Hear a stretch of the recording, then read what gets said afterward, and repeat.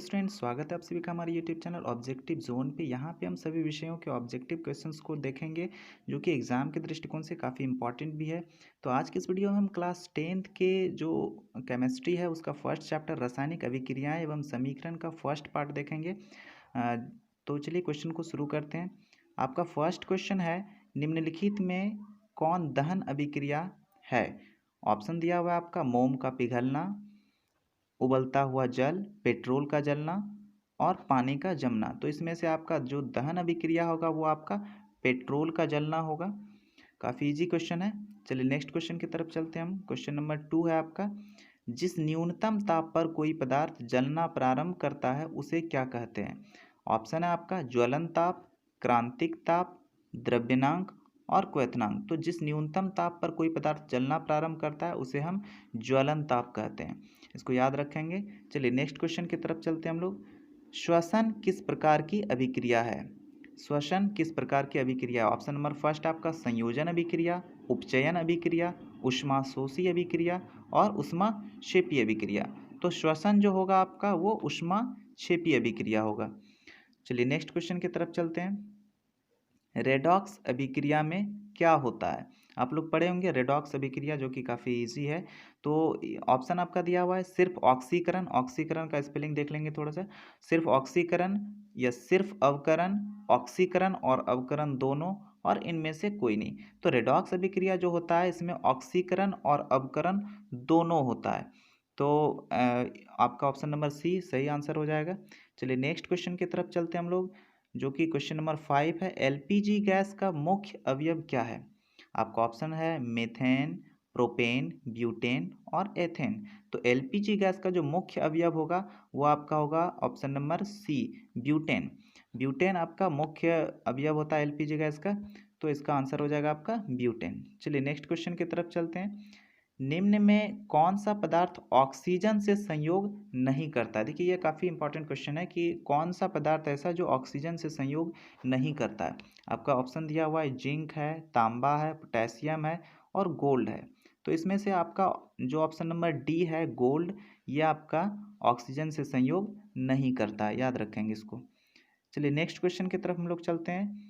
Question number 7 जो कि है, रासायनिक समीकरण में जलीय विलयन को किस प्रतीक द्वारा दर्शाया जाता है? ये काफ़ी अच्छा क्वेश्चन है। आप देखे होंगे कि जब रासायनिक समीकरण लिखा हुआ रहता है तो वहाँ पे आपको मिलेगा ब्रैकेट में जी या फिर ब्रैकेट में एल, ब्रैकेट में एस या ब्रैकेट में ए क्यू लिखा हुआ रहता है। तो ये क्या दर्शाता है? तो यहाँ पे देख लीजिए, जो ब्रैकेट में जी लिखा रहता है इसका मतलब हो गया आपका गैस, और फिर ब्रैकेट में एल है ये लिक्विड को शो करता है, ब्रैकेट में एस है ये सॉलिड को शो करता है, और ब्रैकेट में ए क्यू है जो कि एक्वस को शो करता है। जलीय विलयन को कैसे शो करेंगे?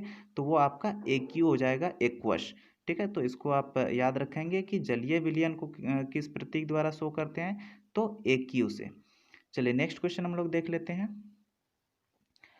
लोहे पर जिंक की परत चढ़ाने की प्रक्रिया को क्या कहते हैं? लोहे पे जो आप देखे होंगे जिंक की परत को चढ़ाते हैं वो जंग लगने से बचने के लिए। तो इस प्रक्रिया को क्या कहते हैं? आपका ऑप्शन है, पहला नंबर है संक्षारण, ऑप्शन नंबर बी है पानी चढ़ाना, सी है विद्युत अपघटन और डी है गैल्वेनीकरण। तो आप याद रखेंगे कि जिंक का जो परत चढ़ाते हैं इसको हम गैल्वेनीकरण कहते हैं, या फिर आपको जस्तीकरण भी मिलेगा कहीं कहीं पे, इंग्लिश में गैल्वेनाइजेशन। तो इसको याद रखेंगे, लोहे पे जिंक की परत क्यों चढ़ाते हैं? तो जंग लगने से बचने के लिए, और इस पूरे प्रोसेस को हम क्या कहते हैं? गैल्वेनीकरण। चलिए नेक्स्ट क्वेश्चन को देखते हैं। इलेक्ट्रॉन के स्थानांतरण से बने यौगिक क्या कहलाते हैं? इलेक्ट्रॉन के स्थानांतरण से बने यौगिक क्या कहलाते हैं? ऑप्शन है आपका कार्बनिक, या फिर बी नंबर है सहसंयोजी, वैद्युत संयोजी और इनमें से कोई नहीं। तो जब इलेक्ट्रॉन का ट्रांसफर हो रहा होता है तो वो आपका वैद्युत संयोजी हो जाएगा। ऑप्शन नंबर सी में आपका दिया हुआ है, तो अकॉर्डिंग टू ऑप्शन ये आपका वैद्युत संयोजी होगा। चलिए नेक्स्ट देखते हैं। क्वेश्चन नंबर 10, सिल्वर क्लोराइड का रंग कैसा होता है? सिल्वर क्लोराइड का रंग कैसा होता है? ऑप्शन में आपका दिया है सफ़ेद, पीला, काला और हरा। तो आप जनरली देखेंगे सिल्वर का कलर कैसा होता है, तो वो आपका सफ़ेद के कलर पे होता है। तो सिल्वर क्लोराइड भी जो होगा आपका वो वाइट ही होगा। तो ऑप्शन नंबर ए इसका सही आंसर है कि सिल्वर क्लोराइड का जो रंग होगा वो कैसा होगा? सफ़ेद होगा। चलिए नेक्स्ट क्वेश्चन देख लेते हैं हम लोग। किसी यौगिक यौगिक नहीं यौगिक होगा, किसी यौगिक से रासायनिक अभिक्रिया में हाइड्रोजन का हटना क्या कहलाता है। ये काफ़ी इंपॉर्टेंट क्वेश्चन। देखिए स्टूडेंट्स यहाँ पे काफ़ी कंफ्यूज हो जाते हैं कि हाइड्रोजन का हटना या फिर ऑक्सीजन का हटना, ये काफ़ी अलग अलग क्वेश्चन हो जाता है। तो यहाँ पे आप क्वेश्चन को ध्यान से देखेंगे। क्वेश्चन में आपका है कि हाइड्रोजन का हटना क्या कहलाता है। ऑप्शन में आपका दिया गया है उपचयन अभिक्रिया, इसके बाद है अपचयन अभिक्रिया, रेडॉक्स अभिक्रिया और इनमें से सभी। तो आपका जो इसका आंसर हो जाएगा ये हो जाएगा उपचयन अभिक्रिया। जब भी हाइड्रोजन हटेगा तो ये आपका उपचयन अभिक्रिया होता है। चलिए नेक्स्ट क्वेश्चन देख लेते हैं। क्वेश्चन नंबर 12 है आपका, रासायनिक अभिक्रिया में किसी यौगिक से ऑक्सीजन का हटना क्या कहलाता है। अभी इसके पहले वाले क्वेश्चन में देखिए कि वहाँ पे था हाइड्रोजन का हटना क्या कहलाता है, यहाँ पे आपका ऑक्सीजन का हटना क्या कहलाता है। सेम ऑप्शन दिया हुआ है आपका उपचयन अभिक्रिया, अपचयन अभिक्रिया, रेडॉक्स अभिक्रिया और इनमें से सभी। तो इसका जो ऑप्शन हो जाएगा आपका अपचयन अभिक्रिया। याद रखिए वहाँ पे था हाइड्रोजन का हटना क्या कहलाता है, तो वो हो जाता है आपका उपचयन अभिक्रिया। यहाँ पे है ऑक्सीजन का हटना क्या कहलाता है, तो यहाँ पे हो जाएगा आपका ऑप्शन नंबर बी अपचयन अभिक्रिया। इसको अच्छे से याद रखेंगे। जनरली इसमें कन्फ्यूजन हो जाता है कभी कभी कि ऑक्सीजन को हटाना है या फिर हाइड्रोजन को हटाना है। तो जहाँ पे हाइड्रोजन हट रहा है वो उपचयन अभिक्रिया हो जाएगा, जहाँ पे ऑक्सीजन हट रहा है वो अपचयन अभिक्रिया हो जाता है। चलिए नेक्स्ट क्वेश्चन को देखते हैं।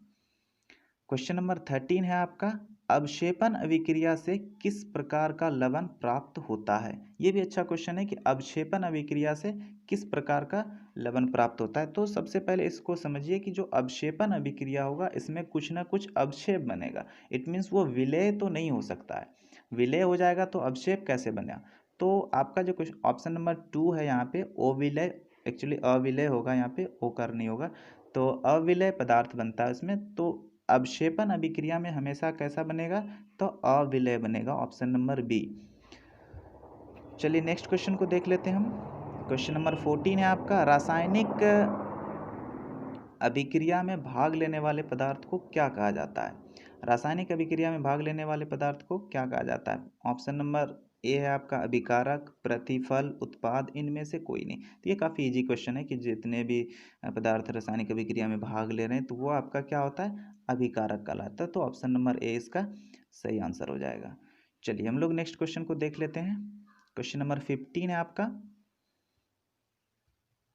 15 में है समीकरण दिया हुआ आपका 2H2, इस जगह पे आपका प्लस छूट गया है, इसको इस जगह पे दे देंगे तो यहाँ पे प्लस हो जाएगा 2H2 प्लस O2। ठीक है, इसको ध्यान से देख लेंगे, 2H2 प्लस O2 हो जाएगा यहाँ पे। तो ये किस प्रकार का समीकरण, 2H2 प्लस O2, ये कैसा समीकरण है या फिर कैसे अभिक्रिया को ये दर्शा रहा है। तो ऑप्शन है आपका संयोजन अभिक्रिया, वियोजन अभिक्रिया, एकल विस्थापन अभिक्रिया और द्वि विस्थापन अभिक्रिया। तो सिंपल है कि जब आप देख लीजिए एक बार फिर से क्वेश्चन को कि एक हाइड्रोजन है, मतलब हाइड्रोजन और ऑक्सीजन आपस में संयोग करके क्या बना रहा है, जल बना रहा है। तो ये आपका कैसा हो जाएगा, संयोजन अभिक्रिया, यहाँ पे प्लस होगा, ये आपका संयोजन अभिक्रिया हो जाएगा, ऑप्शन नंबर ए। चलिए आज के वीडियो में बस इतना ही। ये 15 क्वेश्चंस को आप दिमाग में रखेंगे और इसका नेक्स्ट पार्ट भी आएगा जिसमें से कि हम अलग अलग क्वेश्चंस को फिर से डील करेंगे इसी चैप्टर का। तो इसको सही से रिवाइज करते रहिए।